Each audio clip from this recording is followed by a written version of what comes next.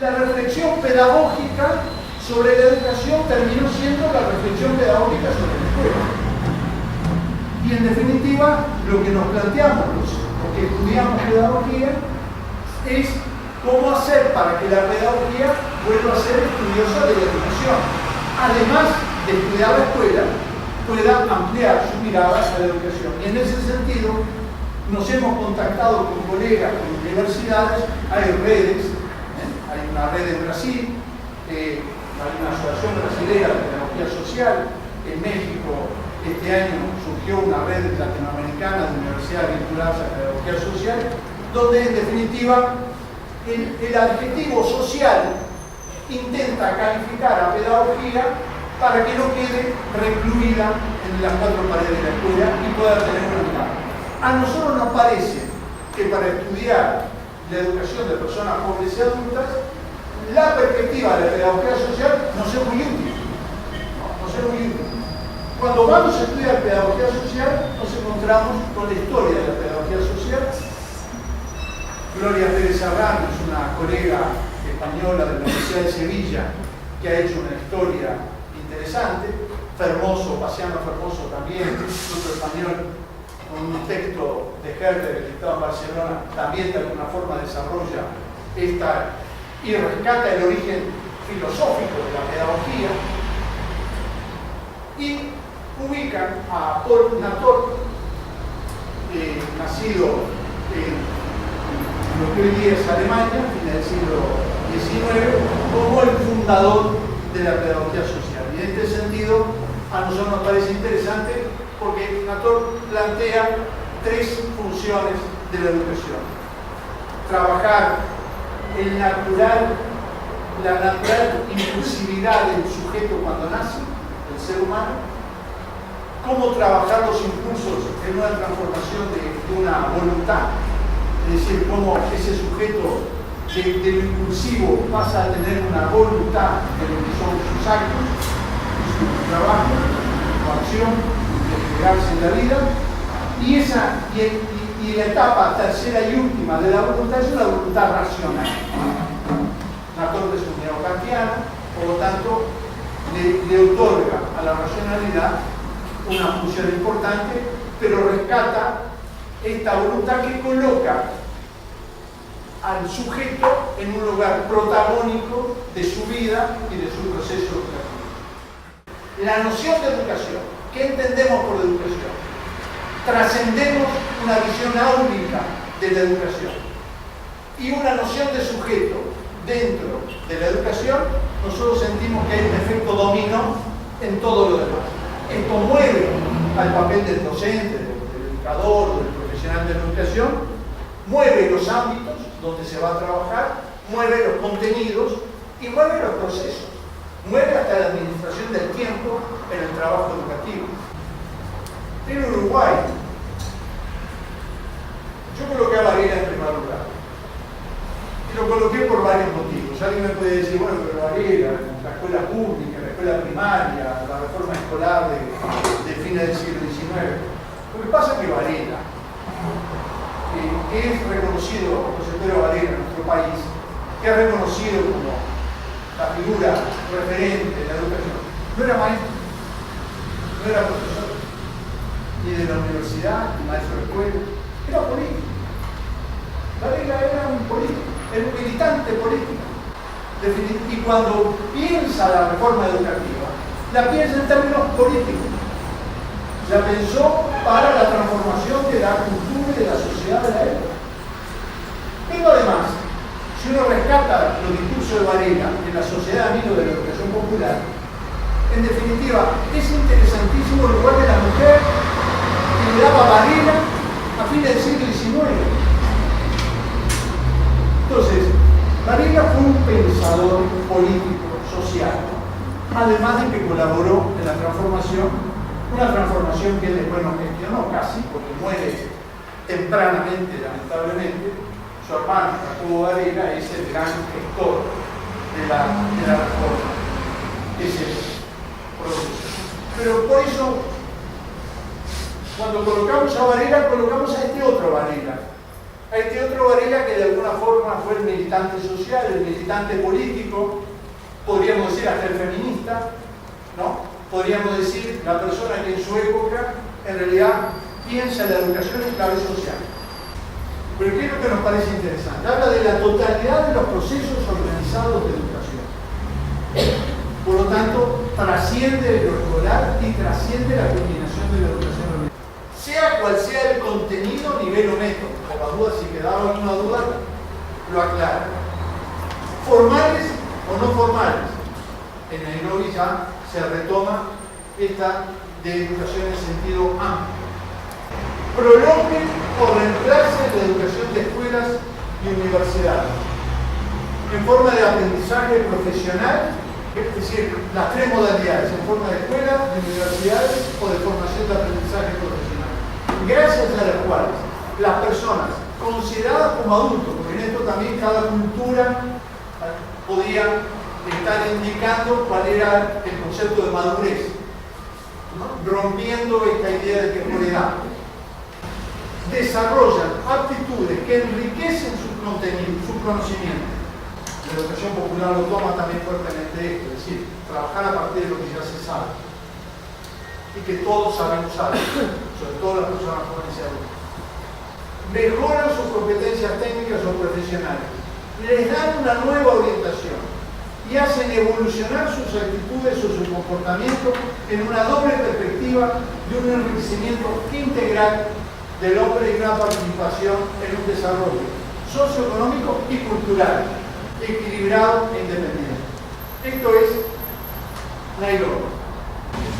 Lo que dice es que, más allá que la definición es amplia para todos, después en las prácticas, en la implementación, queda siendo reducido para los sectores en situación de vulnerabilidad. ¿No? Y se empieza a achicar la perspectiva. Hoy día nosotros tenemos un fenómeno de migración, lo hablábamos con Violeta, en Chile también se está dando fuertemente.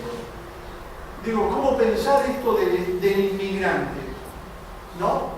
Si además de haber inmigrado le vamos a cobrar una nueva factura que además se tiene que integrar. Integrarse significa dejar de ser. Además de que tuvo que dejar vínculos en su tierra, le vamos a decir que tiene que dejar su costumbre, sus usos, su cultura. Yo creo que este es un tema para la educación de personas jóvenes. No es solo un problema de los niños que van a la escuela, sobre todo en Ciudad Vieja, que está lleno de niños inmigrantes en Ciudad Vieja. Es un problema en términos generales para toda la sociedad uruguaya. Incluso en la medida que cuando nos tocó exilios de distintos tipos, ¿no? Vino de los 60 el exilio económico, después el exilio político, tuvimos una receptividad en el mundo importante, quizás nuevamente estamos convocados para la recepción de inmigrantes. El tema es cómo, por qué, de qué forma. Se coloca fuertemente la idea de aprendizaje, que también a lo que estudiamos pedagogía nos preocupa, porque la educación no es una sumatoria de aprendizajes. El aprendizaje es sustantivo para el proceso educativo, pero no nos debe de desviar la atención fuertemente al aprendizaje y perder de vista el proceso educativo. Mi hipótesis personal, y quiero comunicar a los compañeros del equipo, mi hipótesis personal, este esfuerzo de colocar el tema del aprendizaje, a lo largo de toda la vida, no será por creer, hasta inconscientemente, que por educación se entiende enseñar. Yo me lo pregunto, porque entonces, ¿por qué hablar de aprendizaje y educación? Educación como noción, como concepto fuerte, denso, ¿no estaría continentando la noción de aprendizajes? Sin embargo, cuando uno revisa las declaraciones de los estados, revisa los documentos UNESCO, empieza a ver este énfasis en el aprendizaje. Lo que pasa es que la noción de aprendizaje está permitiendo tomar medida, evaluar y mostrar los resultados. Entonces, capaz que con una mirada más de corto plazo, o más pragmática, o más para mostrar gestión. Sin duda que es útil recordarnos, porque es una forma también de atender al sujeto y su proceso. es una forma de decir qué es lo que está pasando, ¿no? También es cierto que habilita otros procesos más tecnocráticos, habilita PISA, ¿no? Habilita otras cosas que recortan lo educativo, y esta mirada pragmática también muchas veces nos desorienta en cuanto al bosque y nos hace mirar algunos aspectos del bosque. Avanzamos en las metas institucionales y muchas veces no estamos pudiendo atender y poner foco y frenar a la institución y dedicar tiempo, porque cada sujeto tiene su tiempo. Yo recuerdo que la discusión que se dio en la última consulta tiene relación con el punto de transitar de educación a aprendizaje. Un poco por lo que dice la compañera, que era como esto de la educación, yo diría que cuando parte de una posición dice, bueno, si yo pregunto qué es educación, seguramente, no sé si lo vamos a definir, si lo vamos a entender, si lo vamos a una discusión casi filosófica del tema y no logra concretar sobre lo que queremos que ocurra. Entonces, esto de cambiar el concepto de aprendizaje, la intención que yo entendí que lo que allí se discutió era como para poder, o sea, a ver, comparto terrenos particularmente, pero también pienso que siempre que logra desde los educadores entender mejor, digamos, hacia dónde queremos llevar esto, hacia el aprendizaje del sujeto respecto a aquí. Bueno, eso es otra discusión, pero es como una focalización, así se entiende. Y de hecho, yo recuerdo que particularmente yo también hablaba de educación permanente, que después tuve que transitar a esto del aprendizaje a lo largo que tiene el otro concepto, aprendizaje a lo largo de la vida, más que educación a lo largo de la vida, sino que el sujeto tiene la capacidad, tal vez de una mirada más psicológica, de aprender durante toda la vida. Entonces, ahí recuerdo muy bien esa discusión que se dio y se hace ese tránsito, ese cambio. No sé si es la del 2009 o la anterior. ¿Tú tuviste la anterior? Me parece que hay también una dimensión política. O Licínio Lima, que é professor da Universidade de Minho, de Portugal, coloca que, em termos de política, quando se coloca heromas no público aprendizado, então se habla sobre aprendizagem, quando a responsabilidade é do indivíduo para o seu aprendizagem. Então, por isso, termina desonerando o Estado da responsabilidade pela educação. Então, por isso que junta a educação com a aprendizagem para colocar lá a responsabilidade do Estado, mas também a aprendizagem é um acto individual, então ninguém pode ensinar a persona. La cuestión de ubicar el discurso sobre el aprendizaje implica una visión muy cerrada del acto educativo, porque no aparece el lugar del sujeto educador. Por supuesto que uno puede interpretar el sentido amplio del aprendizaje como el aprendizaje que también el docente del sistema del Estado, pero dejar solo el aprendizaje en el contexto actual invita a pensar procesos de evaluación de competencias. Esta es la lógica hoy desde donde se entiende el aprendizaje y sostener solo el proceso de aprendizaje desde la perspectiva de la educación de jóvenes y adultos puede tener un desliz de cosas. Lo que quería destacar en este momento es que usted a lo largo de la exposición mencionó varias veces la expresión diálogo. Diálogo y diálogo una vez y otra vez. Y yo creo que tiene que ver mucho con la fuerza, el alcance de la expansión de lo que es el concepto de educación, que viene enraizado en la historia con un montón de componentes, pero que está en constante transformación. Y ese diálogo es importante porque hablamos por un lado de qué es lo que hay que enseñar en estos tiempos, de qué manera hay que enseñar, Pero el hecho de ampliar el concepto de educación también abarca el ampliar la órbita de participación en cuanto al sujeto, qué es lo que necesita, qué es lo que siente que necesita aprender en la realidad social actual en la que se encuentra, porque el sujeto que aprende también tiene su capacidad de razonar y de sentir qué es lo que está viviendo en el tiempo y en el momento en el cual se encuentra aprendiendo. Porque si no, como que pierde sentido, un montón de esfuerzo, y aparecen un montón de incógnitas e interrogantes que a veces los profesionales se cuestionan y a veces en el diálogo surgen y se desarrollan y pasan a ser un nutriente fundamental de lo que es la relación en ese proceso de educación. Hay una fantasía de esa cuestión de que viene quienes no saben, qué hago con el que no sabe porque el otro sabe más que el otro. Entonces hay una fantasía de una cierta nivelación que es rarísimo, porque nunca, aunque tengas gurises de 4 años o gente entre 40 y 60, nunca vas a tener esto. Entonces creo que ahí hay una falsa idea de lo que es un aula, el aula es diversa de por sí. Entonces creo que damos cuestiones de la educación tradicional que hacen daño a la educación de adultos, porque si yo recibo el adulto y nuevamente lo voy a clasificar en quién es mejor o peor, sabe o no sabe, creo que nuevamente lo estoy colocando en el lugar de la normal. Entonces eso me parece bastante relevante. Después, con respecto a quienes no saben leer, yo le decía a ella, el año pasado, quien hoy es rector de la universidad, no supo leer un cartel de un boliche y un revuelo bárbaro que causó denuncias penales y amenazas de muerte a los dueños de boliche porque no interpretó un cartel que refería a una película. Entonces, ¿quiénes no saben leer? ¿Quiénes no sabemos leer? Eso me parece que está bueno desapegarlo del pobre, ¿no? De que el pobre no sabe leer o que no va a poder.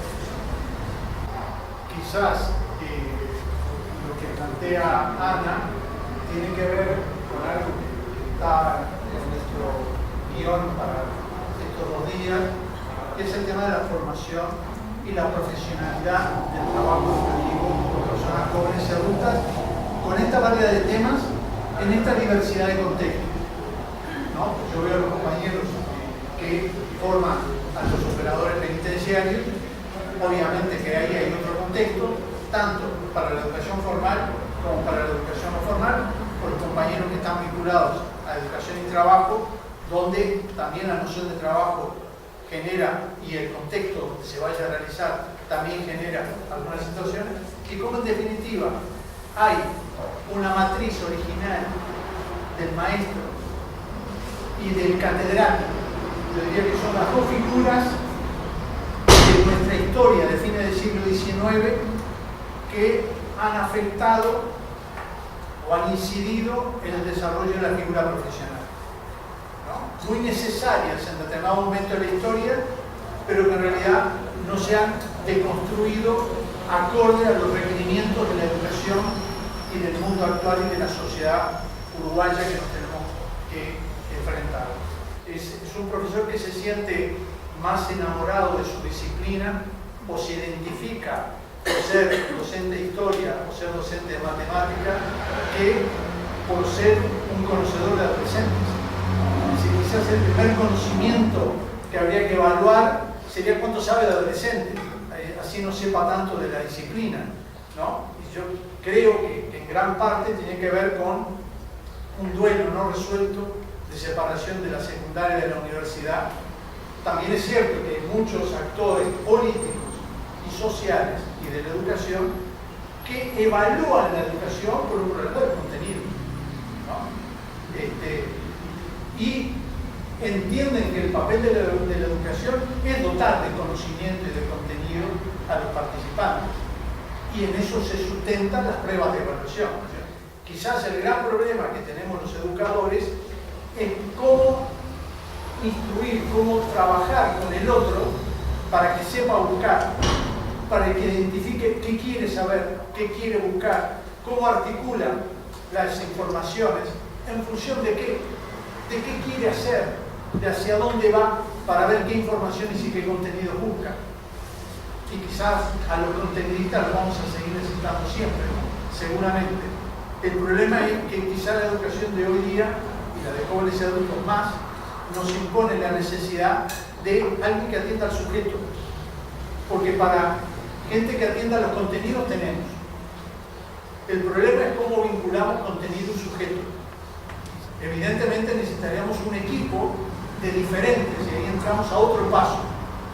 No solo vos colocás la dificultad de cómo se traslada del formato escolar a personas jóvenes y adultas, sino que en definitiva también acá es esta gestión unipersonal.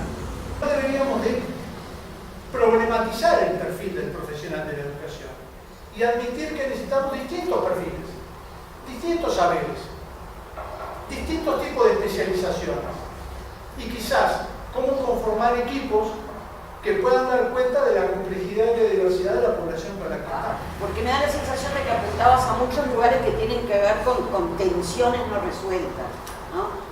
Uno es cierto, tienen que ver con la herencia que aún tiene, por lo menos la educación media, previo a de la separación de la universidad, eso es cierto.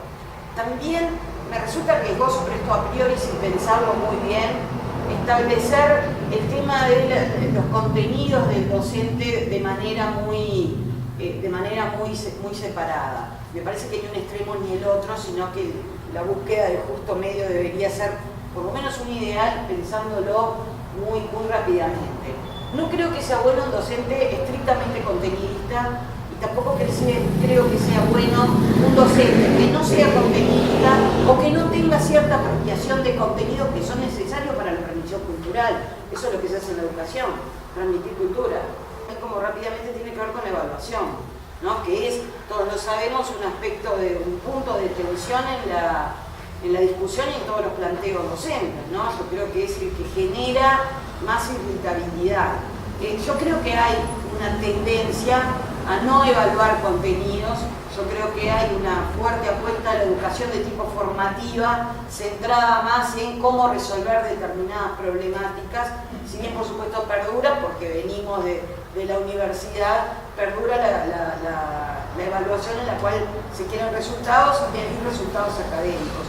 Pero yo creo que plantearlos de manera tan rígida es lo que me cuesta ahora, ¿no? Me parece que necesito buscar, porque creo que hay ciertos medios que son adecuados y que son necesarios, ¿no? El proceso de un sujeto, varios estamos implicados, pero no estamos implicados segmentadamente, sino que estamos implicados colectivamente, ¿no? Entonces, en este sentido, estaba problematizando la noción de trabajo individual.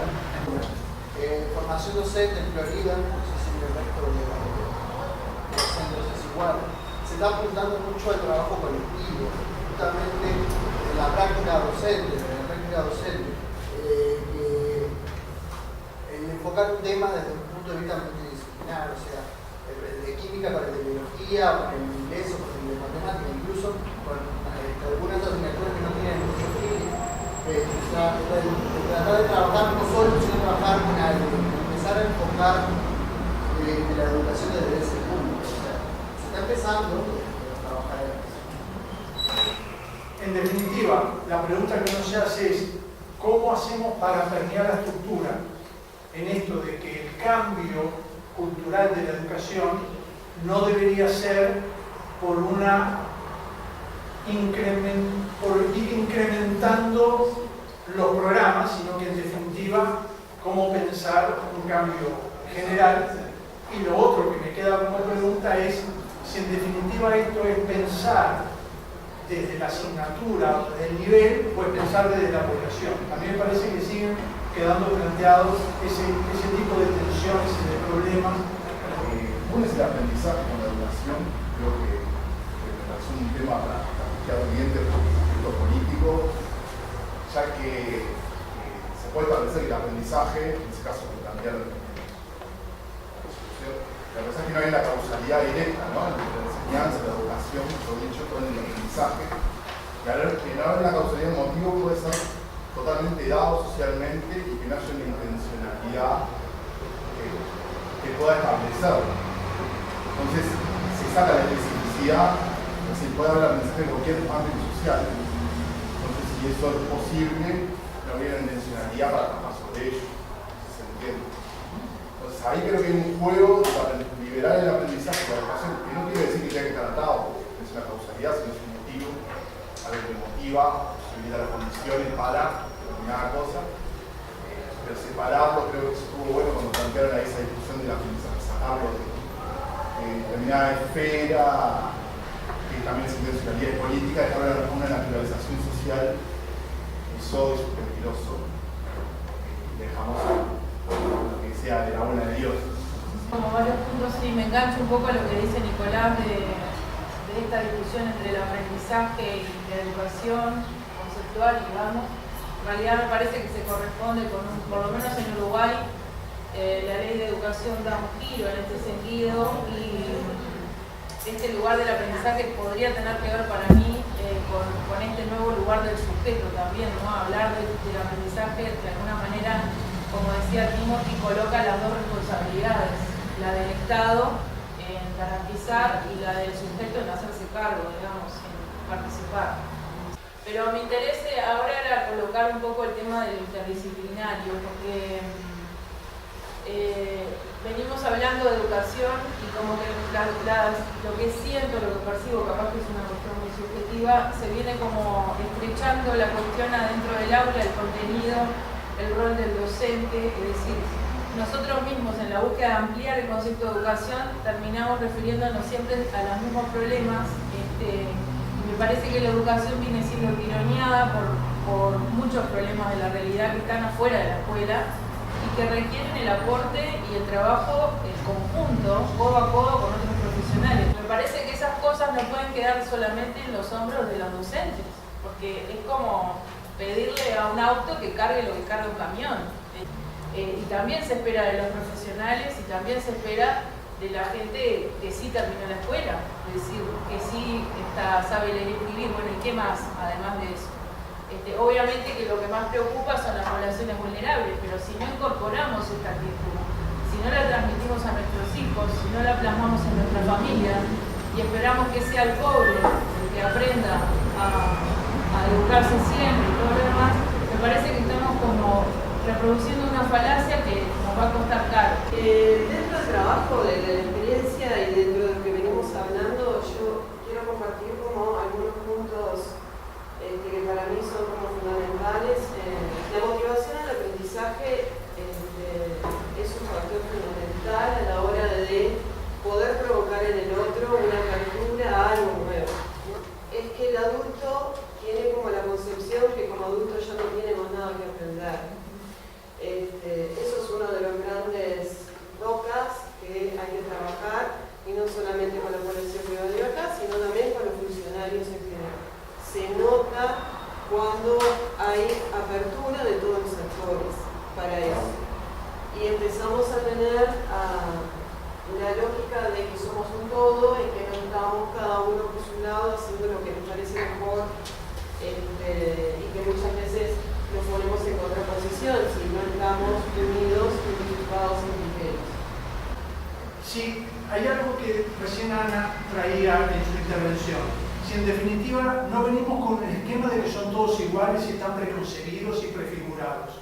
Y hay una expectativa entonces de que ya suponemos cómo vienen y tenemos entonces un mandato y una idea de cómo deben salir, ¿no? Entonces, en definitiva, si parte del trabajo educativo de un profesional de la educación no debe ser preguntarse quién es y escucharlo, ¿no? Y preguntarle y ver si eso es un problema de aula o es un problema de trabajo educativo. Si el profesional de educación tiene que ser contratado por horas aula o tiene que ser contratado por horas de trabajo educativo. ¿Cómo las instituciones prevén los espacios de trabajo educativo? Si nos surgen todas estas preguntas para pensar entonces que debería haber algo de diálogo personal más allá del diálogo grupal. Y como lo grupal no debería estar en función de orientar los proyectos o los procesos individuales. Pero la pregunta es, por lo pronto, decirle al sistema, decirle a las instituciones, decirle al sistema político, que acá lo crucial es invertir la torta. Y no es decirle al joven y adulto, usted se adapta y se tiene que adaptar a lo que hay, sino lo que hay tiene que adaptarse a la gente para que la gente sea.